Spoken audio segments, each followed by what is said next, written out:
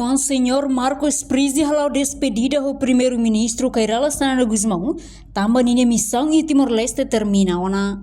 Quinta-feira, representante Santa Sé Timor-Leste, Marcos Prizzi halau despedida iku seu chefe governo, Sanana Guzmão, e a palácio governo dele, a fontina nem nyelaran halau missão em Timor-Leste.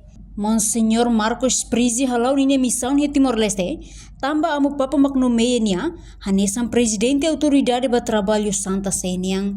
Tambah ia minuto ikus nina missão Monsenhor Marcos Prizzi cumprimenta no agradece ba governo Timor-Leste. Hoje foi encontro, de certa forma, de despedida com o senhor primeiro-ministro, depois de 6 anos, e agora estou no 7º ano de trabalho, de missão aqui em Timor-Leste, como representante do Santo Padre. Agora o Papa me nomeou como presidente da Autoridade do Trabalho da Santa Sé. Então significa como ministro do Trabalho do Vaticano.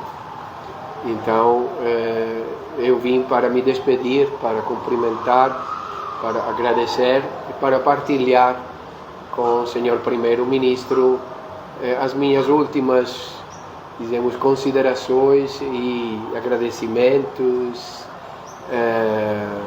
sobre relacionamento entre a Igreja e o Estado em Timor-Leste, a Santa Sé e o Estado timorense, que está muito bom, mais do que sempre, sempre foi, e ainda mais agora depois da visita do Papa Francisco em Timor, que foi um sucesso extraordinário de todos. Foi um sucesso do governo, foi um sucesso da igreja, foi um sucesso da anunciatura, principalmente foi um sucesso do povo Timor.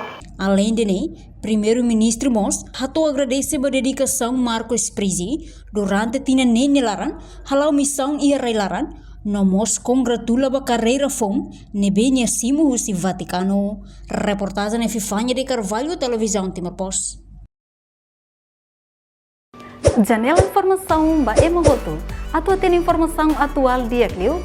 Kita haluha. Haneham botão subscribe, like. Halo comentário no fahe tutang ba media sosial hotu.